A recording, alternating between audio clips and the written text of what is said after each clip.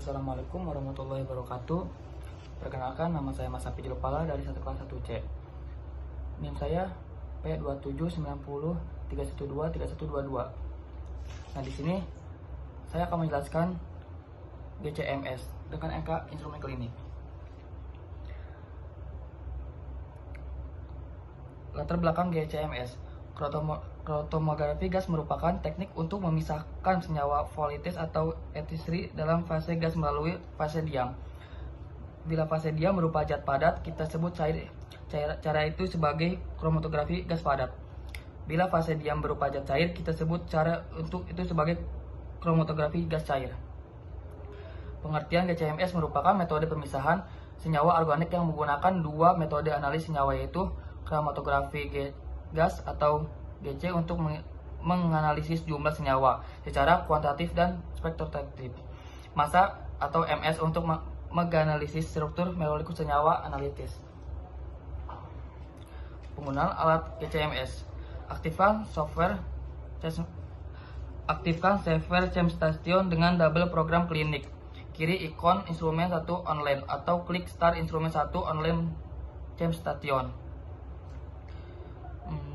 Pastikan menu berada pada load method atau condition method. Method and run rotor pilih metode yang diinginkan.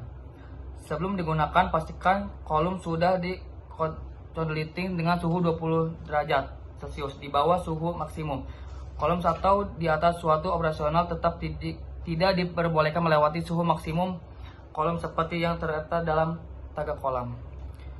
Conditioning GC selama 30 menit. Pilih metode yang akan digunakan untuk analisis, metode and run control. Bagian-bagian alat dan fungsinya. Gas pembawa. Pembentukan tabung gas dengan tekanan besar. Contoh gas pembawa diantaranya hidrogen, nitrogen, argon, helium, dan lain-lain. 2. Flow control merupakan sebuah komponen yang digunakan untuk mengatur jumlah keluaran gas carrier. 3. Gas carrier atau fase gerak akan menuju ke kolom pada instrumen GC. Tidak terdapat pompa seperti HPLC. Kalibrasi alat GCMS. Untuk melakukan kalibrasi pada alat GCMS, pertama-tama persiapkan standar kalibrasi dengan konsentrasi yang diketahui. Inisiasi standar ini dalam alat dan rekam responnya. Selanjutnya, tentukan faktor koreksi dengan membandingkan respon dari sampel kalibrasi dengan koreksi yang diketahui. Sesuaikan parameter alat seperti waktu retensi dan respons spektrometer massa agar sesuai dengan alat standar. Ulang langkah-langkah ini hingga mendapatkan hasil kalibrasi yang konsisten. Pastikan untuk melakukan kalibrasi secara teratur untuk memastikan akurasi analisis yang optimal. Kalibrasi alat-alat GCMS. Sediakan UPS untuk menganalisis listrik padam saat mesin sedang mati atau running. 2. Pastikan selalu mengingat untuk membuka dan menutup tuas gas cair sebelum dan setelah penggunaan. 3. Lakukan kalibrasi secara berkala terlebih ketika alat gas kromatografi menemui pihak yang tidak sesuai. 4.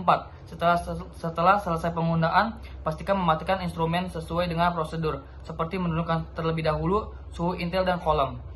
5. Jika dirasa terdapat kejanggalan atau teknis selama mesin running, pastikan untuk menghubungi tim teknis. Pembacaan data GCMS.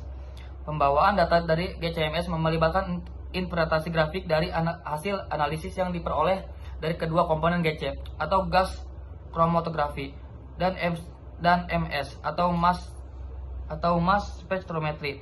Pada GC, Anda akan melihat puncak-puncak yang mewakili berbagai senyawa dalam sampel berdasarkan waktu retensi. Di sisi MS, puncak-puncak ini akan memberikan informasi tentang massa ion dan intensitasnya. Analisis data GCMS melibatkan identifikasi senyawa berdasarkan pola puncak, waktu retensi, serta massa ion yang dihasilkan. Perangkat lunak khusus biasanya digunakan untuk membantu dalam pengolahan data ini. Analis spektrum massa dapat memberikan informasi tentang struktur molekul dan komposisi sampelnya.